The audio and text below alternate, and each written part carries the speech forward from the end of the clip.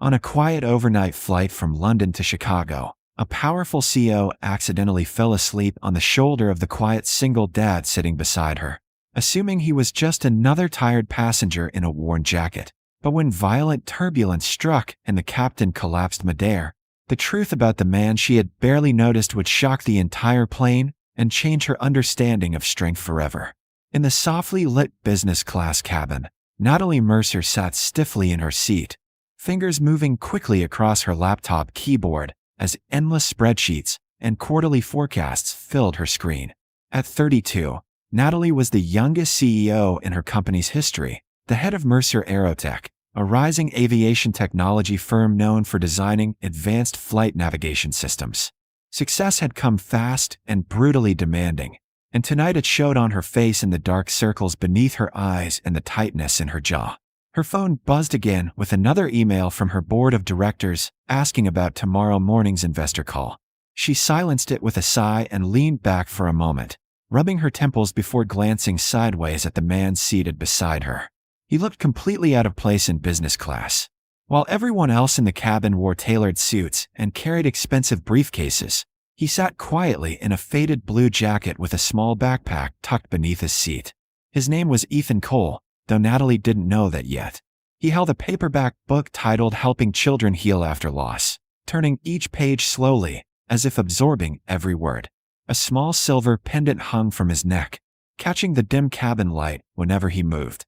Natalie studied him for a moment out of curiosity.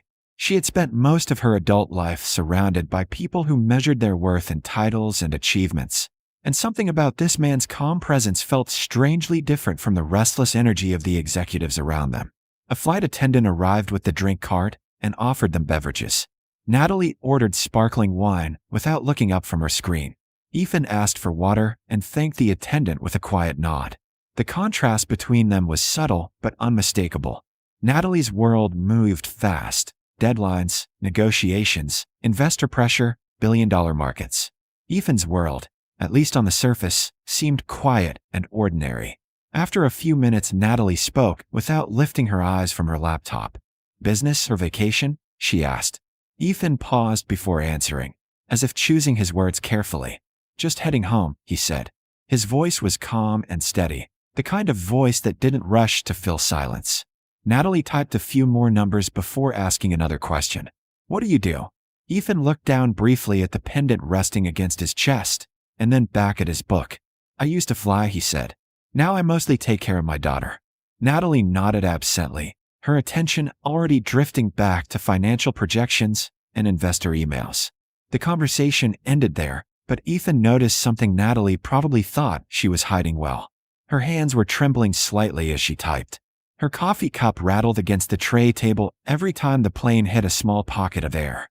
He had seen that kind of exhaustion before, in rescue workers, soldiers, and parents trying to hold their lives together after loss.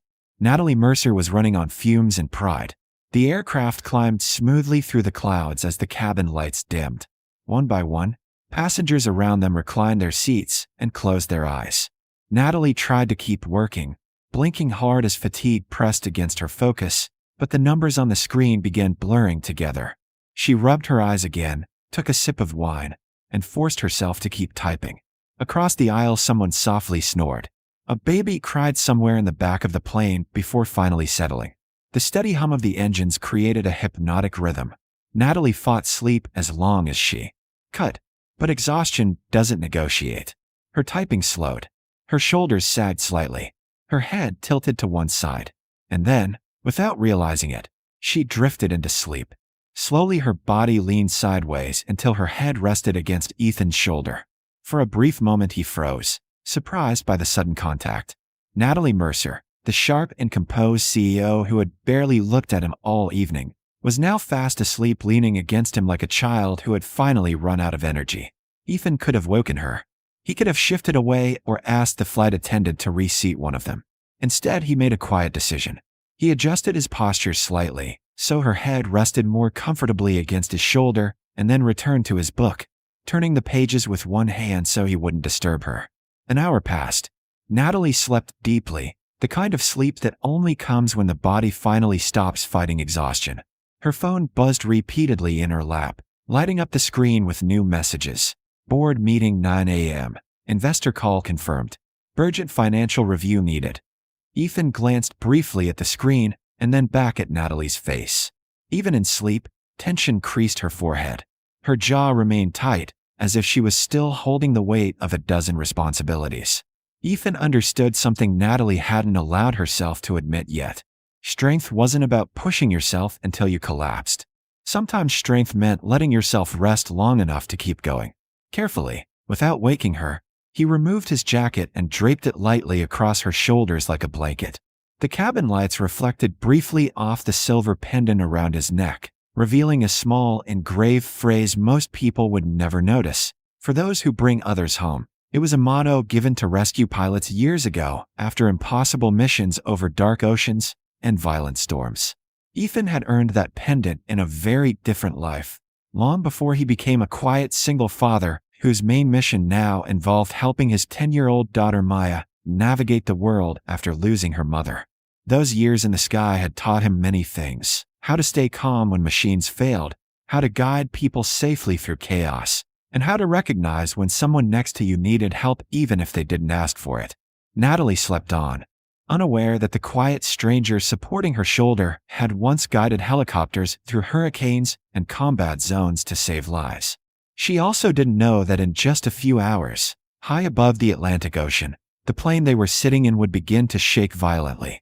The captain would collapse in the cockpit, and the ordinary man she had barely acknowledged would stand up and reveal a truth that would leave an entire cabin of passengers staring at him in disbelief. The plane was flying smoothly above the dark Atlantic when the quiet single father, who had let a powerful soul asleep on his shoulder, suddenly realized something was wrong. And within minutes the calm flight would turn into chaos that forced him to reveal a truth no one on board expected. Natalie Mercer woke slowly, the soft hum of the engines pulling her out of sleep, and for a moment she was disoriented before realizing her head had been resting on Ethan's shoulder. She straightened immediately, her face flushing red with embarrassment as she pushed the borrowed jacket back toward him. "I'm so sorry," she said quickly, smoothing her hair and adjusting her blazer as if rebuilding the professional armor she always wore. "I didn't mean to fall asleep on you." Ethan gave a small shrug, the kind that carried no judgment. "You looked like you needed it," he replied calmly before returning to his book as if nothing unusual had happened. Natalie sat quietly for a moment, unsure how to respond to that simple kindness. She wasn't used to people helping her without expecting something in return. Her world was built on negotiations, leverage, and outcomes. Still, she opened her laptop again and tried to return to work. The numbers blurred across the screen. For the first time in weeks, her mind kept drifting back to the quiet man beside her. "Your daughter," she said after a while, nodding toward the book he was reading. "How old is she?" Ethan's expression softened immediately. Then he said, "Her name's Maya." There was warmth in his voice when he said the name, the kind of warmth that only came from love and responsibility. Natalie closed her laptop halfway. "She must miss you while you travel." Ethan nodded slowly. "I try not to be away too long." He paused before adding quietly, "She lost her mom 4 years ago." Natalie felt a flicker of sympathy she hadn't expected. "I'm sorry," she said sincerely. Ethan acknowledged the words with a gentle nod. "We're doing okay." The conversation faded into silence again, comfortable in a way Natalie didn't quite understand. Outside the windows, the sky had turned black, dotted with distant stars. The cabin lights dimmed further as most passengers settled into sleep. Natalie leaned back in her seat, finally closing her laptop. For the first time in months, she allowed herself to stop working. Ethan had set his book aside and was looking out the window quietly. "Do you miss flying?" Natalie asked suddenly. Ethan considered the question. "Sometimes," he admitted. "But life changes." Before she could ask more, the plane jolted violently. The sudden drop caused several passengers to gasp as drinks sloshed across tray tables. The seatbelt sign flashed on with a loud chime. "Ladies and gentlemen, please return to your seats and fasten your seatbelts," the captain's voice said over the intercom, though the calm tone couldn't fully hide the tension beneath it. The plane shook again, harder this time. Overhead compartments rattled. A woman across the aisle grabbed her husband's arm as turbulence tossed the aircraft like a toy in the sky. Natalie gripped the armrest, her knuckles turning white. She hated flying, even though her career revolved around aviation technology. The aircraft suddenly dropped several hundred feet. Screams erupted from the back of the cabin. Ethan remained still, his eyes focused, his body language shifting subtly from relaxed passenger to alert observer. He listened carefully to the sounds around him, the pitch of the engines, the vibrations of the frame, the rhythm of the turbulence. Years of training had conditioned his instincts. Something wasn't right. Then the cockpit door burst open. A flight attendant stumbled into the aisle, her face pale with panic. "The captain collapsed," she shouted, her voice trembling. "Heart attack. The co-pilot is trying to control the aircraft, but the storm system is stronger than expected." Panic rippled through the cabin immediately. Passengers began shouting questions. A child started crying loudly. The attendant looked around desperately. "Is there anyone on board with flight experience? Anyone who can help?" For a moment no one moved. The plane shook again, sending another wave of fear through the cabin. Natalie's heart pounded in her chest as she looked around helplessly. Then the man beside her quietly unbuckled his seatbelt. Ethan stood up calmly, steady despite the turbulence rocking the aircraft. "I can help," he said. The flight attendant stared at him, surprised. "You're a pilot?" Ethan reached beneath his shirt and lifted the pendant hanging around his neck. Attached behind it was a worn identification badge that hadn't been visible before. The attendant leaned closer to read it. Her eyes widened. "Commander Ethan Cole, United States Air Rescue Squadron. You flew rescue operations?" she asked breathlessly. Ethan nodded once. 15 years. Without another word, he stepped into the aisle. Passengers instinctively moved aside as he walked forward toward the cockpit, steady and focused despite the shaking aircraft. Natalie sat frozen in her seat, staring after him. 20 minutes earlier, he had been quietly reading a parenting book and letting a stranger sleep on his shoulder. Now he was walking into a cockpit during a midair emergency. Moments later, the intercom crackled to life again. This time the voice wasn't the captain's. It was Ethan's. "Ladies and gentlemen," he said calmly, his voice firm and reassuring. "This is Commander Ethan Cole.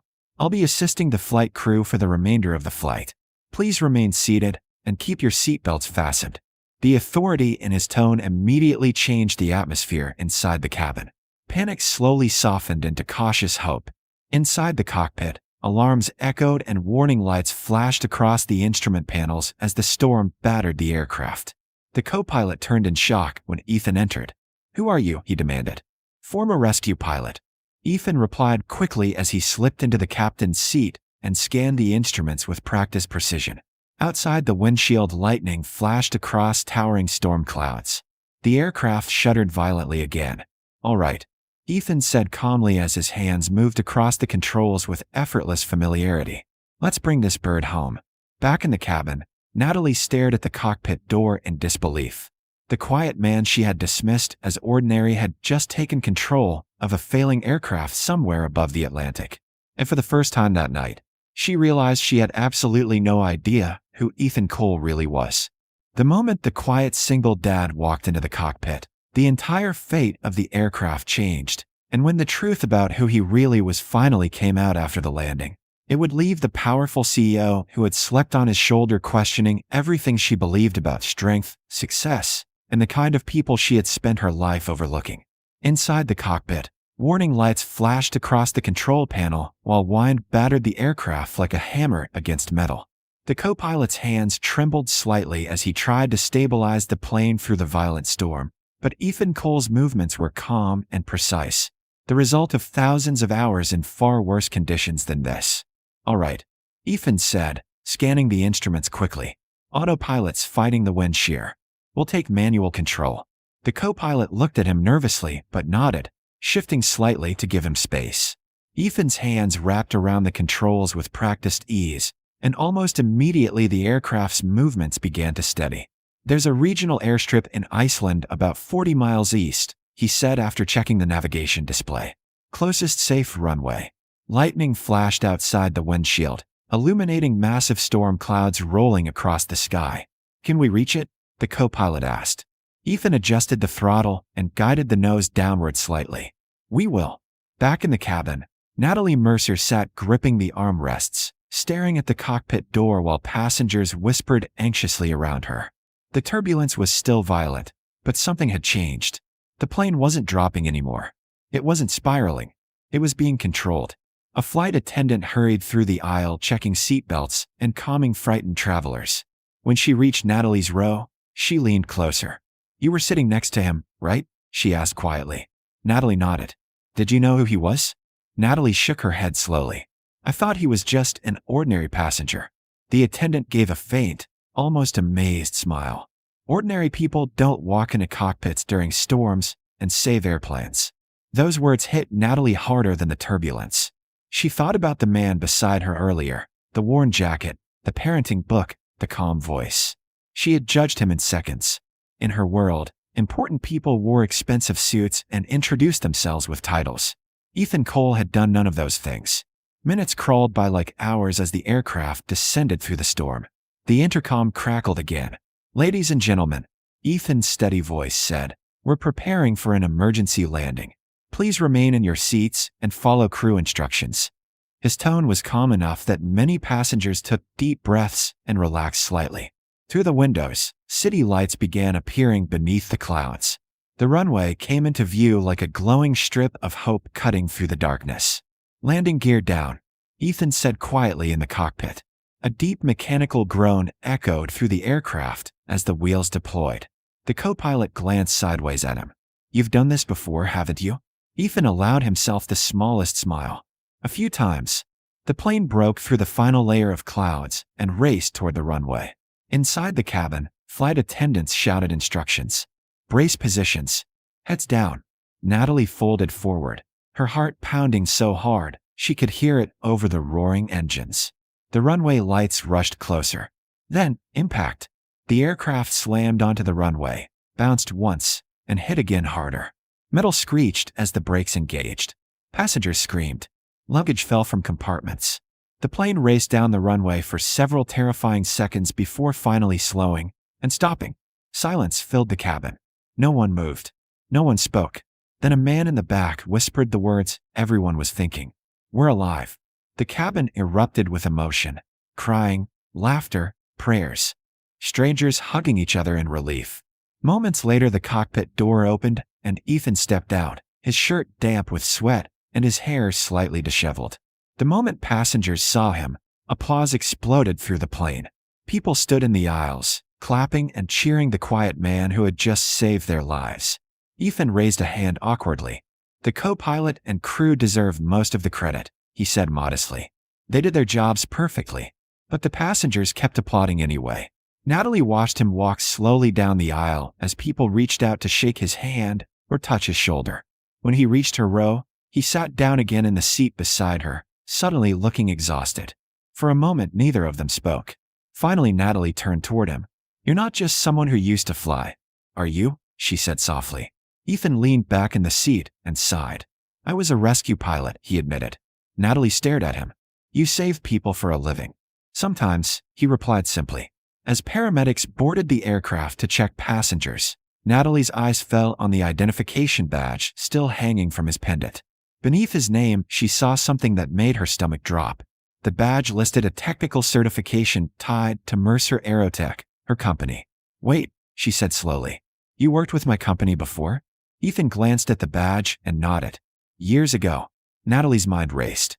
5 years earlier, there had been a controversial incident involving a lead aviation systems engineer who refused to approve a navigation program because he believed it wasn't safe enough for rescue aircraft. That engineer had been fired after challenging the company's leadership. The story had almost disappeared after that. Natalie looked back at him, realization hitting like a wave. "You're the engineer who refused to sign the Phoenix system clearance." Ethan didn't deny it. "That's right." Natalie felt a chill run down her spine. "They fired you." "I walked away," Ethan corrected gently. "There's a difference." Natalie stared at him in disbelief. The man her company had dismissed for prioritizing safety had just saved an entire plane full of passengers, including her. Emergency lights flashed outside the windows as rescue vehicles surrounded the aircraft. Passengers began evacuating slowly down the aisle. Natalie stood but couldn't stop looking at Ethan. "You saved us tonight," she said quietly. Ethan shook his head. "Just did what I was trained to do." As they stepped off the plane into the cold Iceland air, Cameras and reporters were already gathering near the runway after hearing about the emergency landing. A reporter shouted questions toward the passengers. Who landed the plane? Several travelers pointed immediately at Ethan. Natalie watched him try to slip quietly into the background, clearly uncomfortable with attention. In that moment, she made a decision. She stepped forward toward the reporters. His name is Commander Ethan Cole, she said clearly. And he's the reason everyone on that plane is alive. Ethan looked at her in surprise. Cameras flashed as reporters rushed forward. But Natalie wasn't finished. Because she now understood something she hadn't before. That true strength didn't always look impressive at first glance. Sometimes it looked like a quiet father with a worn jacket, reading a book about helping children heal, who still carried the courage to walk into a cockpit during a storm and bring an entire plane safely home.